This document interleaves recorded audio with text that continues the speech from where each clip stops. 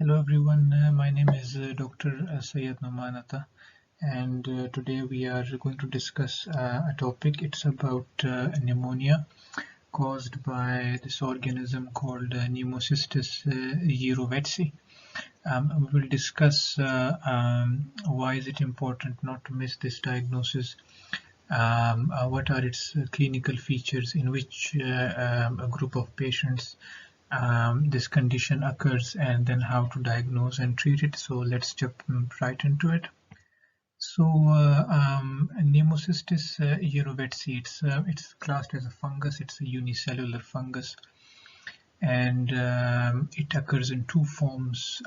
One is called the trophic form, which multiplies and produces multiple copies of itself, and the other is called the cyst form, which occurs both within the body when it causes the infection, and also it occurs in the form of a cyst in the environment, which helps it to live within any hostile environment.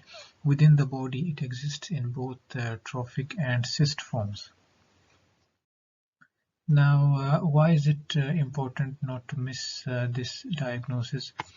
It's because it's a treatable condition. If you don't treat it with the specific antibiotics, it's treated with specific antibiotics, which we don't normally use in day-to-day treatment of chest infections. And if you use them, it's very easily treatable. The condition is fatal if you misdiagnose it or mistreat it. And finally, it mimics some common conditions as we will see in the differential diagnosis.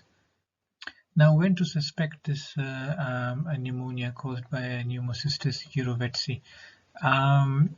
First of all, people who are HIV positive with CD4 counts of less than 200 are quite susceptible, followed by people who are on long-term steroids, for example, more than 20 milligrams of prednisolone for 4 weeks or more.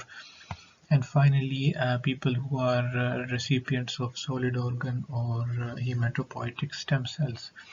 It normally does not occur in immunocompetent hosts. So if any of these patients in the following categories present with a pneumonia, then this condition should be strongly suspected. Now, how does it present? Now, the clinical features are fairly non-specific. There are days of or weeks of dry cough associated with fever, shortness of breath, and low oxygen levels or an arterial blood gas. The onset can be acute over days or subacute over weeks. So these features are really non-specific and does not help to differentiate it from other differentials. Now, what are the differentials? Remember that it happens in an immunocompromised host, so you will have to think about other common infections by other common community-acquired pathogens like strep pneumonia or Haemophilus influenza. Pulmonary edema, because on the chest X-ray it usually gives a bilateral infiltrate, so pulmonary edema, fluid overload should also be one of the differentials. And finally, because we're dealing with an immunocompromised host, so pneumonia caused by tuberculosis, fungi like histoplasma or blastomyces, and viruses like cytomegalovirus and herpes simplex should also be considered in the differentials. Now, let's just quickly discuss the diagnostic pathway for diagnosing this condition. Because it's a unicellular organism, the best way to diagnose it is to isolate it and see it under the microscope. It's not easily culturable, so you have to obtain an appropriate specimen and then to see the organism. So the specimen can either be induced sputum, you can use saline to induce sputum, or bronchoalveolar lavage fluid after bronchoscopy. We use some special stains to visualize it, like Giemsa or methenamine silver.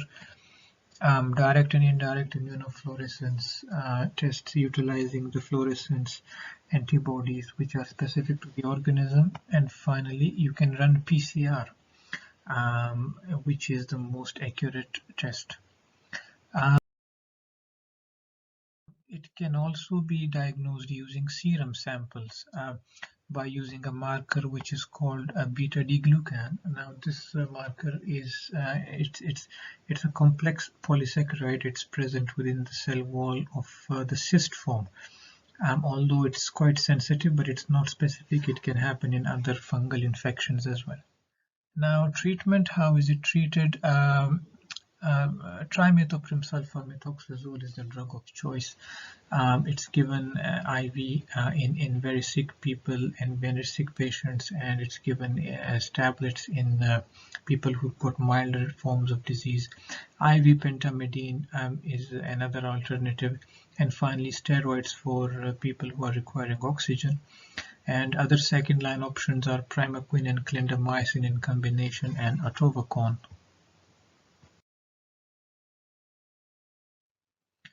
And for prophylaxis in immunocompromised patients like HIV positive with CD4 counts of less than 200, or transplant recipients or people on long-term steroids should be considered for prophylaxis with trimethoprim and sulfamethoxazole.